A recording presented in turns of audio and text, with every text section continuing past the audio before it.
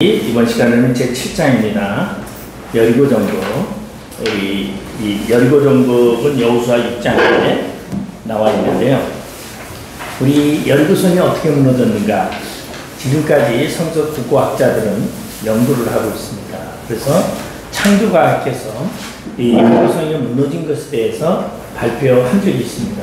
그래서 아마 제가 2003년인가 4년에 국민일보로 연재된 적이 있어요. 여리고성이 무너진 것에 대해서. 그래서 사실 그 스크랩을 다 해놓고 국민일보에 그래서 해놨었는데 과거에는 제가 초창기에는 뭐 신문 뭐 이런 거 다 스크랩했어요.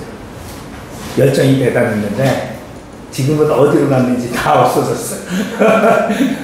그래서 제가 보니까 좀 지나면은 그런 것 같더라고요. 예? 저기 목회도 초창기에는 남양주에서 할 때 새벽 3시에 일어나서 갔어요. 새벽 기도하고. 왜냐하면 성남에서 남양주를 새벽 기도하러 가야 되니까.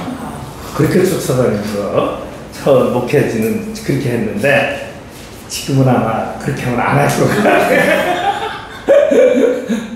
예, 아마 그런 것이 있는 것 같아요. 그래서 오늘 여리고성에 대해서 이야기하기 전에 제가 먼저 몇 가지를 얘기를 하려고 합니다. 우리 보면은 탄성의 법칙이라는 게 있어요.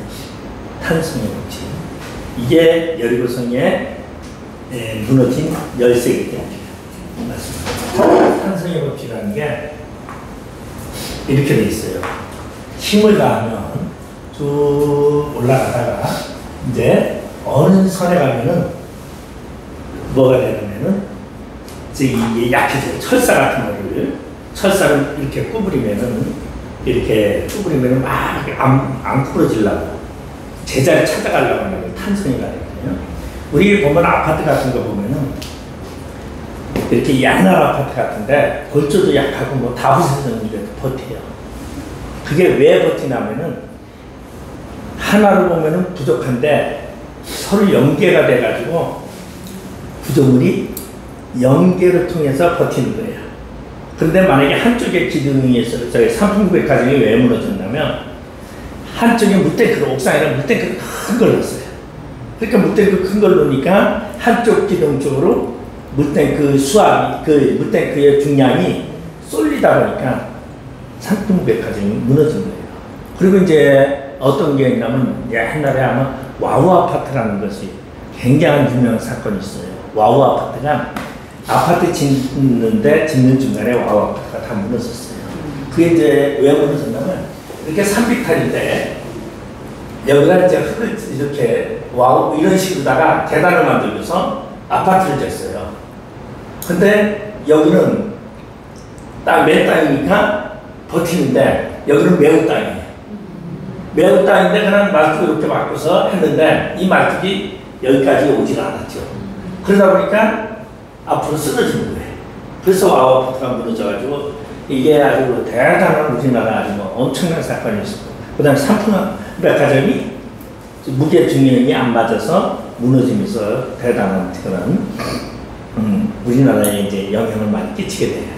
저는 이제 그 저기 다리 하나가 저기 성수대교 아니 무슨 대교인가 무너졌었죠. 성수대교 맞죠? 그때는 제가 이제 성남에서 건축 설계사무소를 할 텐데 그때 누가 제가 이제 이렇게 준공을 미리 불법을 하려고 미리 준공을 내줘요. 거의 마무리되면 그럼 이제 준공 맡은 다음에 불법으로 막 더 늘기 막 이렇게 많이 하거든요. 그런데 그거를 다 안 했는데 준공을 내줬는데 그래 불법으로 짓는데 옆에 사람이 고발을 했어요. 그래가지고 제가 그때 경찰서 하여간 담임에서 경찰서 조사를 왔는데 엄청나게 아주 시달렸어요. 맨날 뭐라 하냐면 이번 토요일 날은 간편하게 출입바람으로 준비하세요. 맨날 구치소 들어갈 준비하라고 맨날 겁을 줘가지고 아주 굉장히 아주 근데 그때 이제 뭐 형사가 그런 말을 하죠. 수사 당신 같은 사람이 있어가지고 대한민국에 성수대교가 무너졌다. 얼마나 욕을 먹었지. 아마 그때 인권이 좀 인권이 없습니다. 그러다가 이제 아주 전투 나름대로의 살방 준비를 다 하고 신문지에다 싸가지고 뭐 별도를 다 해봤어요 내가. 그런데 결국은 법원에 검찰청에 갔더니 경찰서에서 구속영장을 2번이나 신청했더라고요. 근데 이 법원에서 기각을 시킨 거예요. 근데 말로는 전부 저한테는 봐줬다는 또 이래가면서 맨날 그러는데 거죠. 근데 확실히 사람이 위로 올라갈수록 유하고요, 밑으로 갈수록 엄해요. 그래서 경찰 보다가 법원에 갔더니 엄청나게 수월하더라고요. 그래가지고 제가 그때만 해도요, 깜빡 나서 사는 줄 알았어요. 그런데 그때 뭐라 하냐면, 이게 이제 또 다 선배를 통해서 다 또저거 했더니 집행유예 생각하라고. 근데 그때 200만 원 벌금이 나왔었어요. 그러니까 저는 벌금을 벌써 옛날서부터 물어봤죠. 근데 뭐 사업 쪽이니까 상관이 없죠. 공무원 쪽이 아니니까.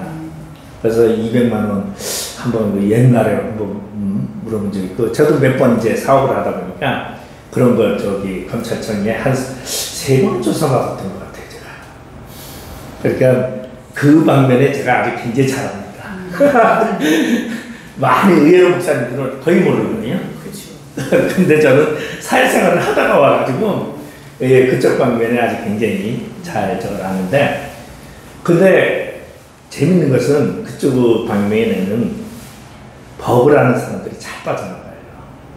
제가 1년 반, 거의 2년 동안 춘천지법에서 재판받은 적이 있어요. 땅 문제 때문에.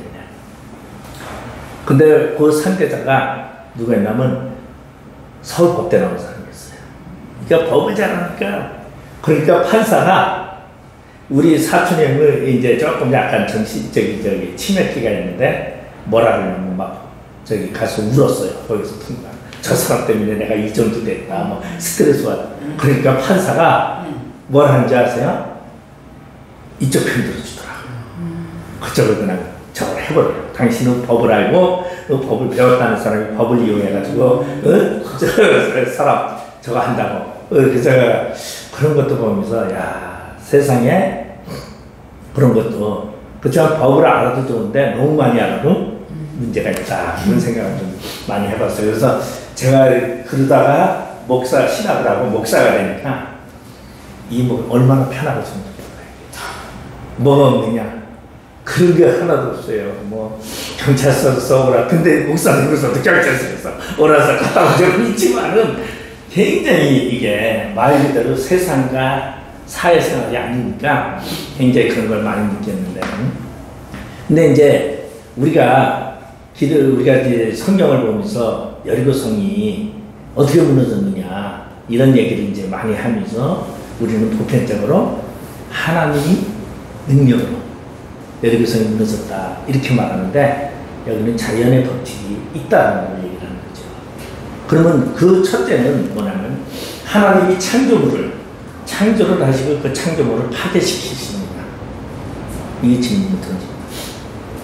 여리고성이 만약에 하나님이 그냥 무너뜨렸다면 창조물을 하나님이 스스로 파괴시킵니다. 여기에 대한 답변은 어떻게 할 거예요? 왜? 하나님은 창조물을 절대 파괴하지 않습니다. 이게 받아들이셔요, 여러분이? 노아 때문에 약간 헷갈리죠. 그러니까 창조물은 자연은 그대로 두지만 뭐를 해도 자연은 그대로 둬요.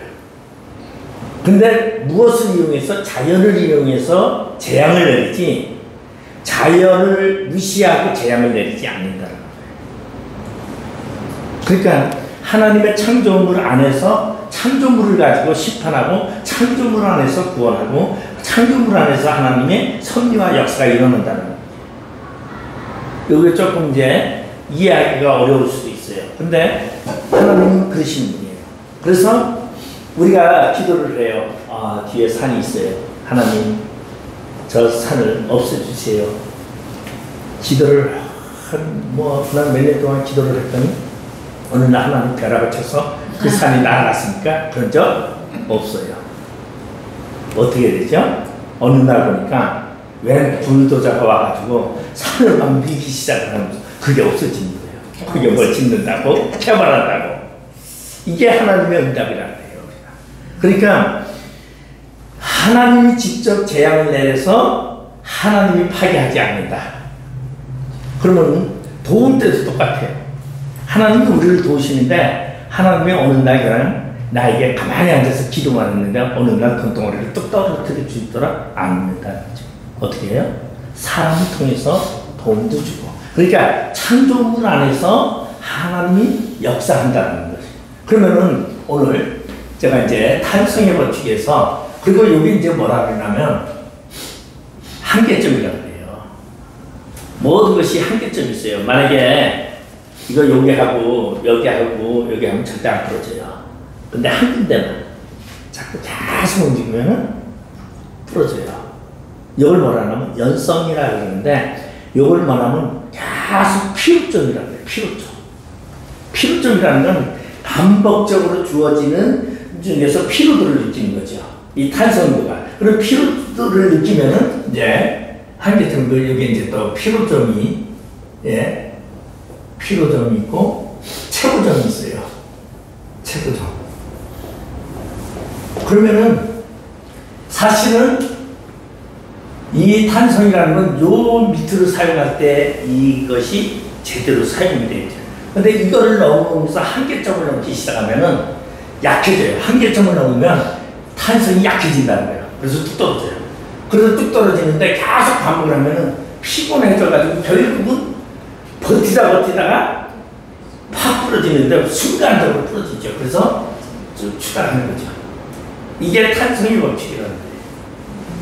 여러분 혹시 다리를 봤을 때 네? 이게 물이에요. 이제 물이 이렇게 흘러요. 그러면 다리가 네? 그래서 다리 교란판이 있어요. 네? 혹시 이거 보신 적이 있나 모르겠는데 다리 두께의 교란판이 어디가 제일 두껍냐면 가운데가 제일 두꺼워요. 가을 갈수록 얇아요. 우리 생각에는 가운데가 제일 얇고 끝이 두꺼울 거라 생각하잖아요. 그래서 다리들을 무게를 주느냐고 아치려고 크게 만든다. 여기는 조그맣게 이렇게 하는데 여기 가운데로 쇠를 눌러요. 무게를 줍니다. 왜 그래요? 수압 때문에. 수압. 이 물이 흘러가면서 수압이 뭐라 하면 수압이 쳐올려요. 근데 여기가 얇으면 다리가 날아가고 그래. 그러니까 수압을 버티려고 물이 작을 때는 괜찮은데 물이 꽉 차가지고 꽉 차가지고 물이 엄청날 때는 수압이 엄청나요. 그러다 보니까 장마 때는 다리가 막 날아가요. 그러다 보니까 날아가지 않게 하기 위해서 가운데가 무게를 제일 많이 다리 중에서 무게를 제일 많이 받는 데가 가운데, 앞면에 그걸 눌러야 되니까. 그래서 그 누르냐고 가운데 다리가. 그래서 여러분이 이제 지나가다가 한강까지 다 보세요. 가운데가. 그 가운데는 전부 다 철근 막 이렇게 세우고 그리고 막 이렇게 두꺼워요. 옆에는 얇고 가을 갈수록 네, 우리 수압이 약해. 물이 어떻게 돼요? 이렇게 돼 있잖아요. 물 깊이가 많은 만큼 압력이 수압은 밑에서 위로 뿜어올려요. 그래서 이렇게 이제 그래서 우리 이제 건축에서는 이거를 그렇게 얘기하죠. 8분지 오메가 L 해가지고 이렇게 이제 보면은 이게 이제 고정이냐 필이냐에 따라서 여기가 하중이 많고 그 다음에 얘 치어 올라가요. 이게 이제 그 제가 이 얘기를 왜 하면 이제 열구성 얘기하려고 지금 얘기하는 거예요. 그러니까 이렇게 가학적인 법칙이 이 적용된 것이 열구성입니다. 자, 그러면 이제 성경으로 이제 돌아가면서 우리가 한번 봅니다. 자, 우리 거기 보면은 6장에 보면은 1절에서 7절은 행진을 준비하라고 하나님이 명령하는 거예요.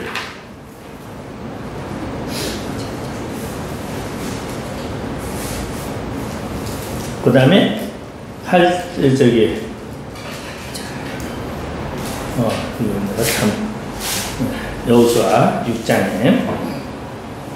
그런데 재밌는 것은 이 사람들이 200만이나 되는 사람 다 불러모았어요. 여리고성을 무너뜨렸어요. 그리고 여리고성은 토질이 뭐냐면 여리고성의 토질이 사질토예요. 산은 모래라는 거예요. 네? 그리고 이제 우리가 보면은 뭐가 있냐면 진흙, 점토, 또 모래 이렇게 있어요. 근데 우리 보편적으로 1m, 1m 해서 정사각형 통 안에 1m, 1m 1입방이라 그러죠. 1입방 안에 물을 1톤이라 해. 네? 물을 1톤. 그러니까 다 모든 규격은 1m, 1m, 1m 상자 속으로 기본 단위로 쓰고 있어요. 물질량에 기본 단위로 쓰는데, 그럼 여기라 이제 모래를 넣었을 때, 진흙을 넣었을 때, 그 다음에 점토를 넣었을 때, 돌을 넣었을 때, 그러면 또 만약에 이렇게 돌을 넣으면 이런 식이 되겠죠, 그죠? 네? 이렇게 돌을 쫙 넣어서 자갈 이렇게 해야 되는데, 그러면은 이 자갈을 넣으면 틈새가 나와요. 아무리 이렇게 해도 이 틈새를 뭐라 하면 공급률이라 해요. 공기가 차지하는 비율이라. 그래서 땅을 이야기를 할 때는 우리가 보편적으로 뭐라 하면 사질토 하면은 공급률이 60%에서 70%, 70, 80%. 다시 와서 모래에는 물을 부으면은 물이 그냥 쭉 빠져요. 왜 빠지냐면 공급률에 빈 공간이 있어서 물이 그냥 밑으로 쭉 흘러 빠져요. 자갈이나 이런 거 쌓는 데는 아주 물 부으면 그냥 쫙 빠져요. 근데 점토면은 속도가 점점 왜? 공급률이 작기 때문에. 보통 점토가 25에서 45란 말이에요. 진흙은 거의 구멍이 없어요. 그러니까 10에서 15% 정도 여기 진흙. 그래서 이제 다져지면은 진흙에 물이 빠지지 않아요. 그냥 고여요. 그래서 이런 공급률이라는 것이 이제 모든 땅에 다 있어요. 그러면 여러분이 이제 제가 하면은 운동장에 있어요. 학교 운동장에 있는데 여러분 저기 학교 운동장에서 아이들이 100명이 1시간 동안 뛰어놀았어요. 운동장이 꺼졌나요? 안 꺼졌나요? 안 꺼져요. 그런데 학교 운동장에 트랙이 있어요. 트랙에 100명을 세워놓고서 일자로 그 운동장 트랙을 돌게 하면 꺼져야 안 꺼져요. 트랙 따라서 바닥에 꺼져요. 자, 여러분 등산로 있죠? 등산로를 가면은 등산로에 가면은 땅이 꺼져 있어요? 안 꺼져 있어요? 꺼져 있어요. 근데 놀라운 것은 어떻게 꺼져 있냐면 산에 가면 등산로에 가면 이렇게 해서 이렇게 돼 있어요. 등산로는 꺼져 있는데 옆에는 길 옆에는 흙이 부슬부슬하는 게 쌓여가지고 이렇게 쌓여 있어요. 부슬부슬. 이게 누른 것만큼 압력에 따라서 공기가 어디로 가요? 옆으로 치솟아 올라가요. 그래서 여기는 공기가 많은 거죠. 다시 쉽게 얘기하면 풍선 있잖아요. 풍선에 공기를 딱 묶을 건데 이렇게 좀 많이 팽팽하지 않고 그걸 한쪽을 푹 누르면 거기에 쑥 들어가지만 다른 쪽이 불켜 올라가요. 이게 뭐냐면 모든 자연 공급률이 일정하다는 거예요. 그러니까 공급률은 어디 한쪽을 누르면 어느 한쪽은 공기가 그러다 보면 전체적으로 봤을 때 이 방 안에서 눌렀을 때 한쪽을 누르면 한쪽으로는 부풀어 오른다는 거예요. 그래서 땅이 부풀어 오르면 공급률은 변하지 않는다는 거죠. 계속 거기 밟으면 딱히 힘들어요. 공급이 없어지지만 다른 쪽에서는 부슬부슬하다는 거예요. 그래서 여러분 학교 운동장에 가보면 트랙 따라서 트랙이 이렇게 들어간 데는 그 옆에 땅은 전부 다 부슬부슬하고 올라왔어요. 왜? 공기압이 거기에서 누르는 것만큼 다른 쪽으로 치우친다는 얘기예요. 이게 이제 공기압 이야기. 그러면 이게 뭐냐면 자연의 법칙이에요. 탄성의 법칙, 자연의 법칙, 공급률, 자연의 법칙. 모든 것이 자연에 의해서 만들어지는 법칙인데 이 법칙을 지금까지 떠난 적은 없어요. 여러분 저기 뭐 그런 얘기 있잖아요. 금가를 가지고 무게를 재보라고 했는데 저기 누구야 저기 뭐 그거를 목욕탕에 가서 딱 들어가다가 발견해 물이 넘치는 거고 발견해서 금간을 그 금만큼 질량을 넣었더니 저기 만약에 불순물이 들어간 것과 발견한 것처럼 그러니까 모든 물질에는 질량에 따라서 공급률이나 모든 것이 질량이 법칙이 다 있어요. 그래서 법칙을 벗어나지는 절대 않는다. 이게 자연의 법칙. 이게 하나님이 만든 창조의 법칙이에요. 근데 이 창조의 법칙을 이용한 것이 뭐냐면 열구성 이야기예요. 이거는 제가 하는 얘기가 아니고 이미 논문에도 나왔고 신문에도 발표 다 됐던 이야기고 다 그랬던 얘기예요. 자 그러면은 이러한 산길에서도 이렇게 저는 이거 굉장히 많이 봤어요. 산에 가고 등산로 가다 보면 옆에는 흙이 부슬부슬해. 왜? 누르는 것만큼 옆에 어디가 밀고 올라가야 돼. 그런데 이제 어떻게 하냐면 하나님 명령을 내려요. 200만에 마구잡이로 두는 게 아니라 질서정연하게 대열을 갖춰서 그리고 200만이라는 사람이 줄을 서서 대열을 갖춰서 지금 이제 열교승을 도는데 말을 하라 그래요? 말하지 말라. 말하지 말라 했어요. 침묵이 얼마나 무거운지 아세요? 어린아이가 잠자면요 이게 되게 무거워요. 근데 어린아이가 저기 잠자고 막 어쩌고저쩌고 엄마 어쩌고저쩌고 하는 애는 굉장히 가벼워요. 왜 그런지 아세요? 다 입을 빠져나가서 입을 열면 기가 다 빠져나가. 근데 입을 닫고 있으면 기가 안에서 다 누르고 있어. 그래서 무게. 그래서 사람이 산 사람 가벼운데 사람이 지금 송장을 간에 들어보면 엄청나게 무거워. 그게 왜 무겁느냐? 입이 닫혀서. 그렇게 사람의 구멍을 막으면 막을수록 무거워지는 거예요. 자, 그리고 똑같은 게 그래서 어린아이 잘 때 얻어보면요 막 힘들어요. 이게 막 축 처지고 막 어떻게 했는데 어린아이가 저기 앉아고 뭐 좌우로 떠드는 애는 같이 얘기하면서 뭐 가볍게 뛰죠. 이것이 이제 자연의 법칙이죠. 이게 뭐냐면 기 문제인데 사실은 이게 공급률과 같은 개념을 가지고 있어요.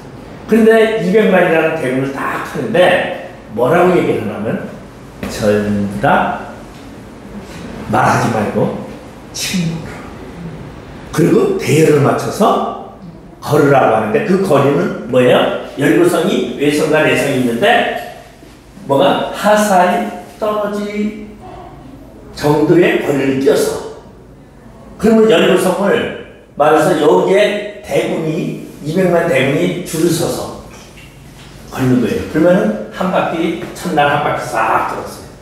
땅이 놀랬을까요? 안 놀랬어요? 놀랬죠. 예? 갑자기 여기저기 누르면 공기가 이리 갔다 저리 갔다 해서 제자리 다 찾아가요. 예? 그러니까 저기 운동 경기장에서 축구를 하면은 절대 땅 안 꺼져. 이쪽에 누르면은 이쪽으로 갔다가 또 이쪽에서 누르니까 제자리 다 찾아서 탄성의 법칙이라는 게 내가 그 얘기예요.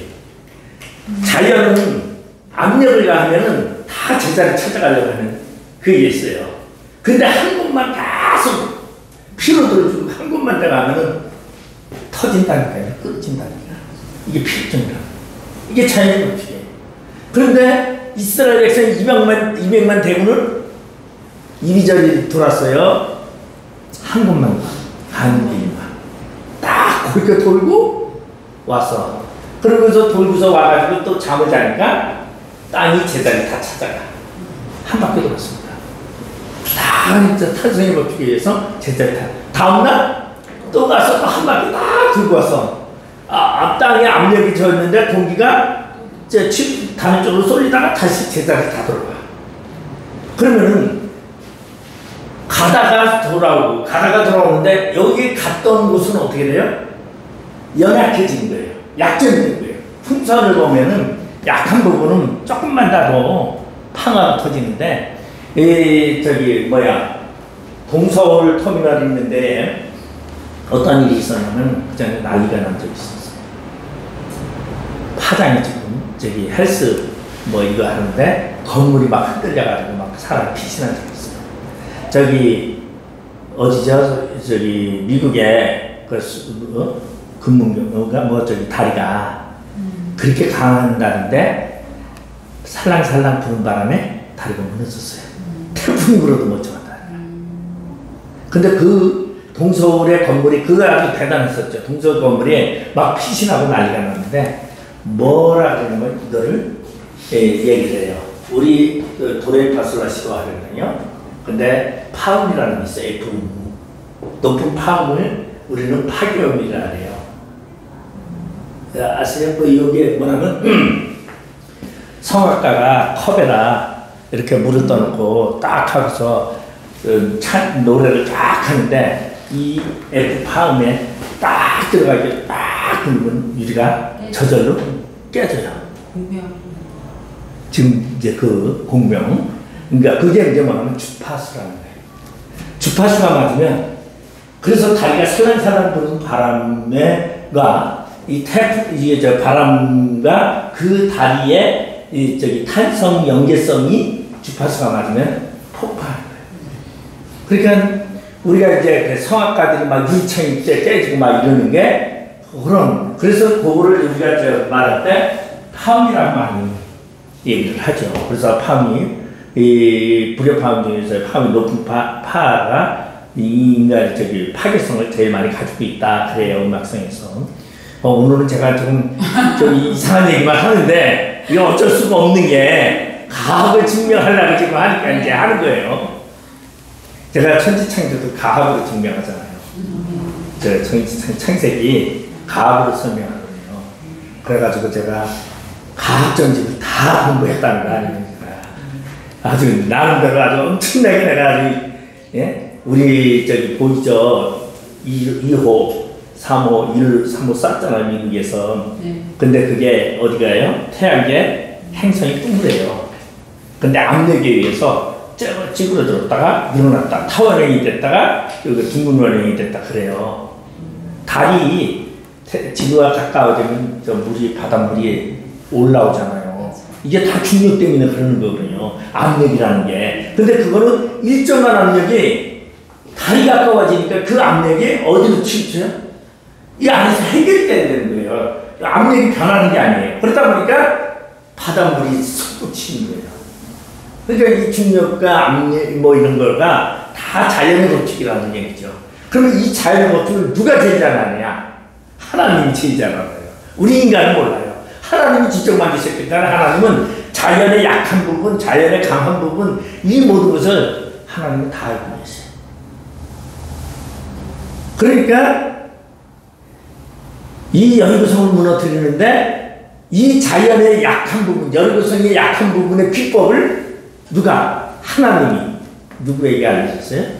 모세에게 알려준 사건이에요. 그러면 모세에게 알려줬는데 이것이 이제 제가 여기에 그대로 입장이 설명되어 있어요. 200만 대군이라는 사람이 하루 돌아왔어요. 다음날 그 길 또 갔던 길을 또 한 바퀴 돌고 왔어요. 그래서 매일매일 그리고 탄성이 거치기에서 제자리 다 돌아가죠. 그렇지만 이걸 몇 번 한 거랑 똑같은 거예요. 한 자리만. 여기저기 하면 절대 괜찮은데 한 자리만 이렇게 꺾어놨다가 또 다음날 또 한 번 꺾어놨다가 또 꺾었다가 또 꺾었다가 그럼 마지막에 어떻게 해요? 7번. 예? 이거 뭐 약해졌어 이제. 그 땅 토지는 약해져 있는 부분이야 거기는. 왜냐하면 계속 반복에 의해서 필요점을 느끼는 거예요. 필요점을 느껴가지고 지금 근데 7바퀴를 다 돌고 나니까 필요점이 극대가 됐어. 최고점이. 최고점이 있는데 뭐래요? 소리 지르는 거야. 소리를 나 편들고 이거 소리를 다 지르는데 이게 뭐예요? 풍선이 팽팽해져. 바람이 한 군데 쏠려가지고 팽팽해졌는데 뭐가 되버렸어요? 비수가 되버렸어요. 그게 파음이 된 거예요. 소를 팍 찌르니까 이게 뭘 때리느냐? 땅의 공급률이 부풀어 있는 것을 때리게 되면서 어떻게 돼요? 공기가 팡 터지면서 땅이 꺼지는 사건이에요. 그래서 땅이 꺼져가지고 열구성이 무너졌다. 이거는 과학적으로 증명한 실제적인 성서고고학자들이 밝힌 거고 신문에도 났었고 그랬던 것이에요. 그런데 제가 이제 과거에 아마 2005년도인가 제가 강의를 하면서 이 강의를 했더니 일부 이제 신학생 중에서 막 난리가 났었어요. 와, 이거 뭐 목사님은 뭐 하나님의 능력을 뭐 아니요. 절대 아니에요. 제가 그래서 얘기하는 거예요. 하나님은 자연을 파괴하지 않는다. 하나님의 창조 질서 안에서 약한 부분과 강한 부분을 하나님은 알고 계시고 그리고 그 알고 계시는 하나님이 그것을 가르쳐 준 거예요. 그러니까 이러한 왜냐하면 여호수아에 보면 이러한 얘기가 나와요. 여호수아가 저기 남부가나안을 치러 가는데 사람들이 막 도망가니까 해가 막 질러요. 그러니까 하늘을 해서 태양아 머물러라 야를 그러는데 달아 머물러라 하면서 명령을 했어요. 하나님이 깜짝 놀랐어. 여호수아가 뭘 했어요? 제가 하나님이 만든 자연을 명령을 했어. 하나님 창조를 만들어 놓고 능력을 가졌는데 인간이 지금 뭘 해버렸어요? 하나님의 법칙을. 그래서 그 사건들은 뭐라고 성경에 써 있어요?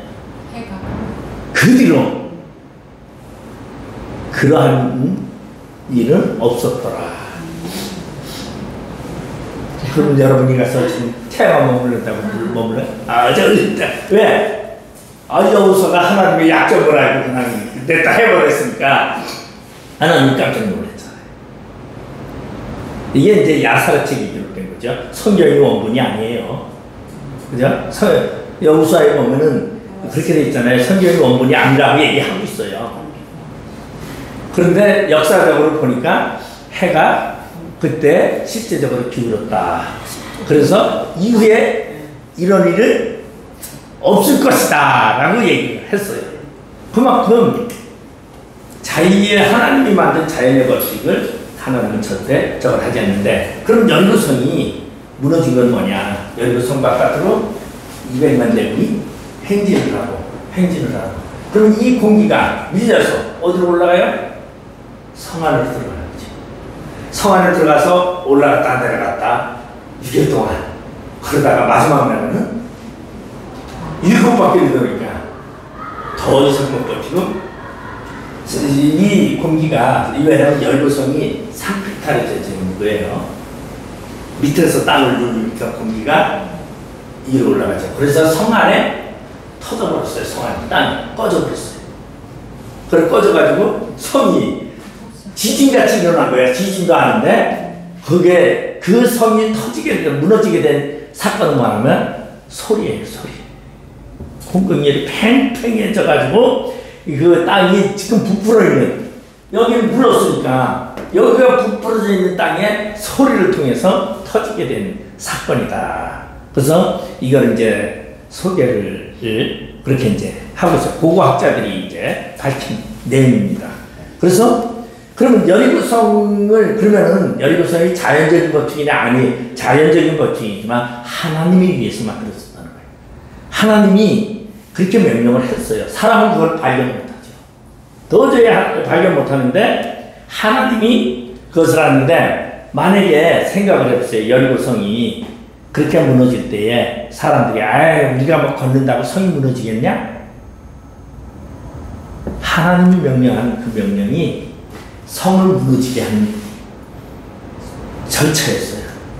근데 만약에 사람들이 우리가 저기 하루 걷는다고 성이 무너지겠냐고 안 걸었다면 그 성은 무너지지 않죠. 그러니까 하나님이 왜 걸으라 했냐? 하나님이 그 여리고성을 무너뜨리기를 작정했기 때문에 그 약한 부분을 하나님이 미리 알고 계시기 때문에 그것을 시켰다. 그런데 이 여리고성이 무너질 때에 우리 보면은 6장 26절을 한번 볼게요. 아주 재밌는 사건이 있어요. 여호수아가 그때 맹세하게 하여 이르되 누구든지 일어나서 이 여리고성을 건축하는 자는 여호와 앞에서 저주를 받을 것이라. 그 기초를 쌓을 때에 그의 맏아들을 잃을 것이요 그 문을 세울 때에 그의 막내 아들을 잃으라 하였더라 그랬어요. 예? 이렇게 얘기를 했는데 실제적으로 이것이 이루어졌죠. 예, 이루어졌는데 이게 제가 어딘지 지금 생각이 안 나네요. 열왕기상 16장 34절. 네, 16장 33절.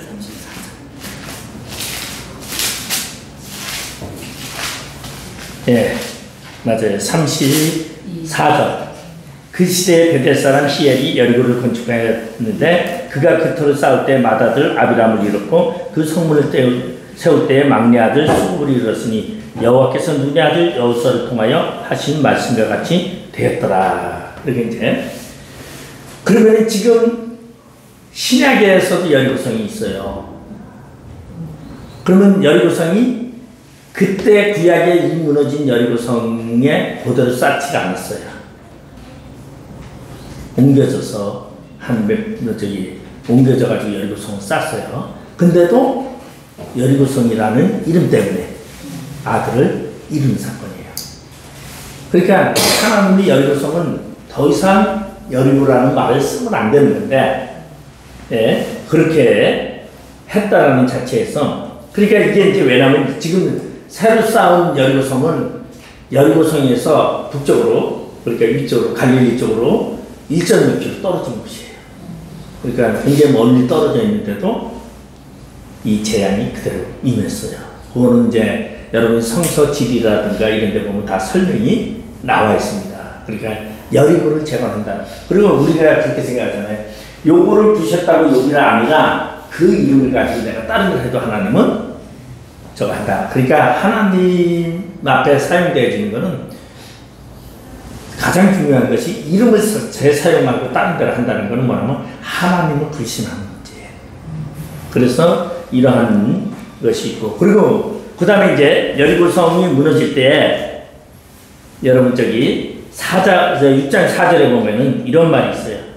제사장 일곱은 7 양각 나팔을 잡고 언약궤 앞으로 나아갈 것이요 7째 나라는 그 성을 7번 돌며 그 제사장들은 나팔을 불 것이며 제사장들이 양각 나팔을 기교에 불어. 그렇게 되죠.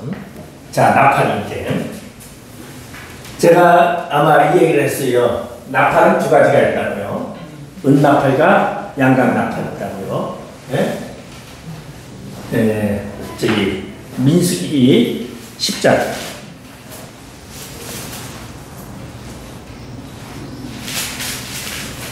민수기 10장 2절에 보면은 은나팔 둘을 만들어 두들겨 만들어서 그것을 해중으로 소집하여며 진영을 출발하게 할 것이다. 근데 왜 은나팔이 2개냐면 이때는 나답과 아비후가 죽고, 네, 죽었어요. 저기 레위기 10장에 성소에 무단 침입해가지고 그래서 술 먹고 들어갔다가 죽었다고 제가 얘기를 한번 했어요. 그리고서는 그의 동생 저기 누구냐면은 이다말과 엘르아살이 둘이 남아있어요. 그래서 이스라엘 백성들은 제사장 숫자만큼 은나팔. 그러니까 제사장이 되면은 은나팔 하나씩 다 가지고 있었어요. 그리고 또 뭐도 하나? 양각나팔. 그러니까 은나팔과 양각나팔이 있어요. 근데 은나팔은 어떻게 만들어야 되냐면 쳐서 만들어요. 양각나팔은 뿔을 그냥 자연 절대 다듬으면 안 돼요. 양각나팔. 근데 은나팔과 양각나팔의 사용처가 달랐다고 제가 얘기를 했어요. 저기 그 성남에서 내가 아는 것 같아요. 네. 은나팔과 양각나팔의 사용처가 달랐다. 은나팔은 누구를 향하여서 쓰는 거라 하면 회중을 위해서 쓰는 나팔을 은나팔이라 해요. 그러면 은나팔은 제사 때도 썼어요. 제물에도 써요. 근데 어떤 제물? 회중이 하나님 앞에 제물을 드리거나 하나님께 제사를 지내거나 이럴 때 은나팔을 불었는데 회중을 위한 거예요. 그러니까 은나팔은 주로 전쟁, 뭐 성수에 모여라. 이 옛날에는 교회 가면은 종을 쳤어요. 30분 전에 종을 땡그랑 치고 또 예배 시작하기 전에 종 쳤어요. 그러면 30분 전에 종 치면 뭐예요? 교회로 어서 오시오 하면서 종 치는데. 그러니까 회막도 똑같이 나팔을 불었어요. 그러면서 이 회중들이 그 나팔 소리를 듣고 회막 문 앞으로 모여들기 시작하는 거예요. 사람을 불러 모으는 것이죠. 그런데 하나님의 것에 은나팔을 만드는 거예요. 왜? 은나팔은 뭐예요? 쳐서 만들었다. 쳐서 만든다는 게 다듬는다는 거예요. 사람은 다듬어야 돼요. 절대 사람은요, 자연 그대로가 아니라 전부 다듬어야 돼. 교회 오면은 다듬어야 돼. 처음부터 먹으라는, 예? 아주 원시에 가까울수록 다듬을 게 많고, 그러다가 변학교 조금 뭐 이렇게 손질을 본 사람은 다듬는 게 덜해요. 근데 하나님은요, 다듬는 걸 절대 싫어해요. 여러분 알죠? 성전 안에서 망치 소리가 들리면 안 됐어요. 세겜 땅에서 그들이 가나안에 들어가서 그들이 저거 할 때도 뭐 했어요? 절대 돌을 다듬지 말라. 대신 뭐 하라고? 석회를 발라서. 석회를 발라. 그러니까 우리의 심령은 다듬으면 안 되는 거예요. 뭐를 발라요? 석회를 발랐는데 석회가 뭐예요? 예수의 보혈로 우리를 씌워야 돼요. 보혈을 씌워서 그 위에 이제 말씀을 쓰게 되는 거죠. 이게 이제 그림신상과 에발산의 이야기예요. 근데 그림신상과 에발산의 제사를 쌓았는데 제사를 어디다 쌓았어요? 그림신상에 쌓았어요? 에발산에 쌓았어요? 네? 아니 그러니까 세겜을 중심으로 에발산과 그림신산이 있는데, 예? 에발산의 제단을 쌓았는지 그림신산의 제단을 쌓았는지. 에발산은 저주의 산이고 그림신산은 축복의 산이에요. 제사는 어디에서 드렸어? 드린 거는 하려니 그쪽에서 네? 오늘 제사는 저주의 곳에서 그래서 에발산에 제단을 쌓고 에발산에서 드리죠. 저주가 아닌 곳에는 하나님이 왜 제단을 쌓는다는 게 뭐예요? 자복하고 하나님께 드리진다는 거예요. 그래서 에발산에 제사를 드리는 거예요. 에발산에 제단을 쌓는 거예요. 그러니까 죄가 있는 곳에 제사를 드리는 거예요. 그러니까 그런데 제사를 지낼 때 제단을 쌓을 때에 절대 다른 운동으로 제단을 쌓으면 안 되죠. 자연산을 들어야 돼요. 그러니까 내가 제 증거를 자복할 때에 다듬어서 하면 안 된다니까. 있는 그대로 해야 돼. 하나님이 받는 게. 그러면은 있는 그대로 뭐예요? 제가 제일 좋아하는 찬양이 뭔지 아세요? 내 모습 이대로. 왜? 아직 그게 제일 만만해. 내가 그냥 뭐 무슨 짓을 해도 하나님 앞에 가서 내 모습 이대로 바치옵니다. 주드리옵니다. 아, 이건 뭐보다 더 행복한 게 어딨어, 그냥. 네. 내가 잘하고 그랬으면 그 찬송을 별론데. 내가 사는 삶이, 예? 내 욕심을 많이 부리고 살았으니까 뭘 해야 되느냐. 내 모습 이대로 주드리오니 주 받으시옵소서. 아주 이것만 부를 때는 행복해요. 그리고 어떤 때는 핑계야. 제 집에 와가지고는 그걸 핑계거리다가 내 모습 이대로 드리옵니다. 참 근데 에발산의 저주를 왜냐하면 저주를 없애는 게 아니잖아요. 뭐죠? 예수의 피로 덮는 거예요. 우리의 모습. 그러니까 내 죄는 그냥 있어. 예수가 대신 우리를 덮어주고 예수의 옷을 입고 우리가 천국 가는 거지 내 옷을 입고 가는 게 아니니까. 그러면 그러한 이거를 이제 얘기를 하는데 제가 지금 나팔 얘기하다 그래요. 왜냐하면 강의를 막 들쑥날쑥 하잖아요. 제가 좀. 네? 근데 나팔을 하는데 은나팔과 양강나팔은 자연나팔이고 은나팔은 다듬는 거예요. 그러니까 이거는 누구에게? 백성에게. 그러니까 교회에서도 나팔을 부는데 은나팔을 불 때가 있고 양강나팔을 불 때가 있어요. 근데 양강나팔은 언제 부르느냐? 요럴 때 하나님을 향해서 하나님을 찬양하세요. 우리 보면은 누가 했냐면은 저기 여호사밧 왕이 전쟁이 세겐과 마온과 이 사람들이 연합을 해가지고 예루살렘에 쳐들어왔어. 근데 하나님 전부 사람들에게 해마게 모이라 했어. 해마게 모일 때는 응답하를 불었어, 그죠? 응답하를 부르고 모이라 그러고서는 거기다 기도를 하는데 뭐라고 하냐면 우리의 조상 솔로몬에게 약속하셨던 하나님, 우리가 그 약속을 믿고 이 자리에서 하나님께 고합니다. 하나님, 지금 적들이 쳐들어왔는데 어떻게 할까요? 그러니까 하나님이 뭐라래? 전쟁은 내 손에 들렸다. 그러면서 찬양대를 만들었어. 전쟁을 안 하고 찬양대를 만들어 예복을 입혀가지고 찬양하지 않으면서 나가면서 찬양은 무슨 나팔을 불어요? 양각 나팔. 이건 하나님을 향해서. 그러니까 하나님을 향해서 부는 나팔은 양각 나팔을 불어야 돼요. 그러니까 양각 나팔을 딱 불 때 누가 하나님의 사자가 나타나가지고 그들을 다 진멸하는 거예요. 그런데 여리고 성은 무슨 나팔을 불었어요? 양각 나팔. 왜? 누구한테 부는 거예요 지금? 하나님한테. 명령에 순종해서, 그러니까 백성을 모으기 위해서 나팔 게 아니라 뭐하고요? 일주일 동안 돌다가 마지막 7바퀴 돌고서 하나님을 찬양하면서 찬양 소리를 지르면서 찬양을 부르는 거예요. 찬양을 막 부르고서 하나님 찬양하세요 하니까 하나님이 역사하는 거예요. 그럼 역사는 뭐죠? 찬양 속에서 나타나는 거예요. 양각 나팔을 불 때 다 성경에 보면 양각 나팔을 불 때 하나님이 사자를 보내줘가지고 적들을 다 물리쳤어. 그건 뭐예요? 전쟁을 내가 하는 것이 아니라 하나님께 맡기게 돼. 그러면 이스라엘 백성들이 지금 여리고 성을 무너뜨리는데 어떻게 했느냐? 하나님의 명령대로 움직였어. 이거는. 그러면 그들이 움직이는데 이때는 나팔을 일절 불질 않았어. 왜 안 불었느냐? 그들을 모집하기 위해서 은나팔을 부를 수 있는데도 불지도 말고 침묵하라 그랬어. 조금 제가 안 맞다 생각할 수도 있어요. 그런데 이건 제 나름대로 이제 깨달은 방법이에요.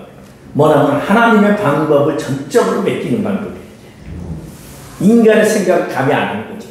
하나님의 모든 것. 그러니까 하나님, 창조하신 하나님이 이 모든 것도 하나님이 해결해 주실 것이라고 믿고 침묵하는 거야, 인간은. 그래서 침묵하니까 침묵하는데 역사가 일어나는 거야. 무슨 역사가? 공기가 밀려가는 역사가 일어나는 거야. 땅에 있는 공기가 침묵을 해. 만약에 떠들면서 갔으면은 밟아도 200마리 밟아도 공기가 등 밀려갔지. 근데 침묵은 큽니다. 그러잖아요. 침묵은. 예? 침묵하면서 전부 다 말도 안 하는 거라. 그러니까 이 말하면은 그런 거 있어요. 뭐 할 때 말하면서 하는 거와 말 안 하면서 하는 거가 힘 다른 거예요. 빨래하면은 옛날엔 달아놓고서 올라가서 밟았는데 떠들면서 하면은 그게 덜 빠르죠. 침묵하면서 빨아야 되는 거예요. 그게 침묵이라는 게 이제 기라는 건데, 우리 제가 이제 기에 대해서 왜냐면 우리나라에 보면 이제 성령론이라는 거 이제 많이 하잖아요. 성령운동.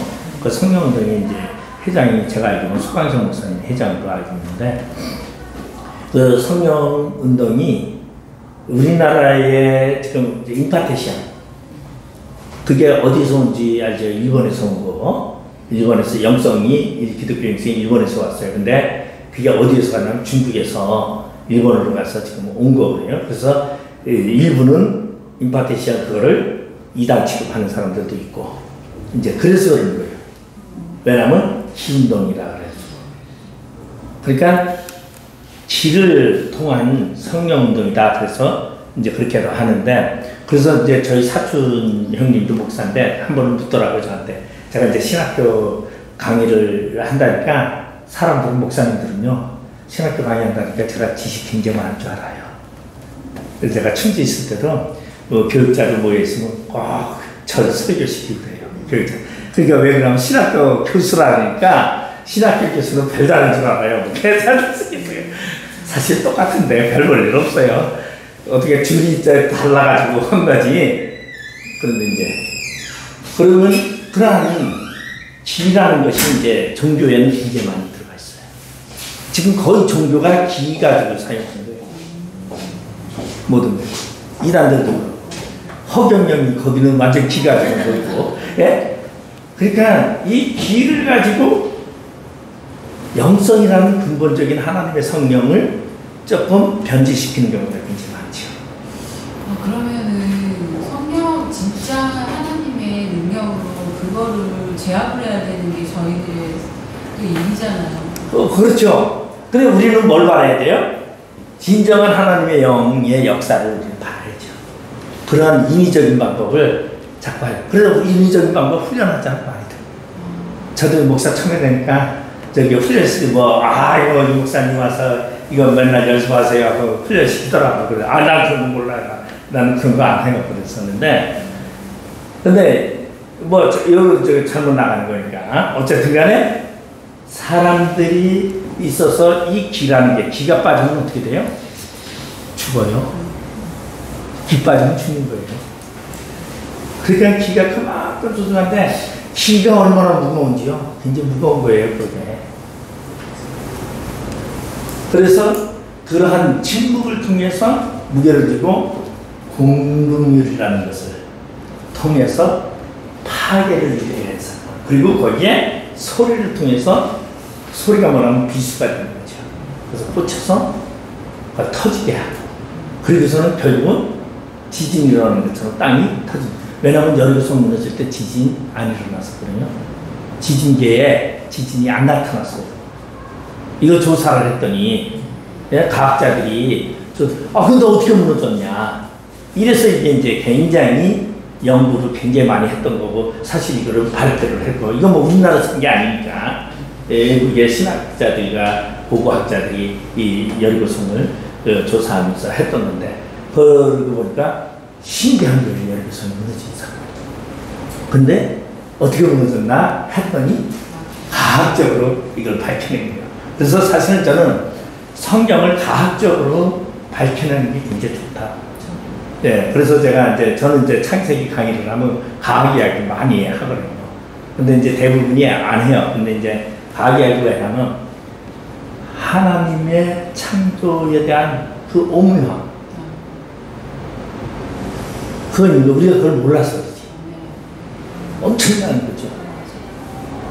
그리고 제가 지난번에 요단강 도하에 대해서도 얘기했잖아요. 어떻게 됐다고? 저기 변방에, 아담 변방에 산사태가 나가지고 뚝이 새가지고 물이 고였더라. 저수지가 돼가지고 흘러내리던 물이 끝쳤다가 이 다 건너니까 뚝이 다시 터져서 물이 아라비아로 흘렀더라. 성경 다 나와 있거든요. 근데 우리는 어떻게 생각해요? 그저 언약궤 메고 갔더니 그냥 갑자기 물이 딱 끊어지고 여기서 생겼다. 그게 아니라는 거죠. 절대 하나님은 그런 하나님. 근데 가끔 기적과 같은 일이 일어나죠. 홍해는 지팡이를 내밀었더니 물이 딱 끊어졌어요.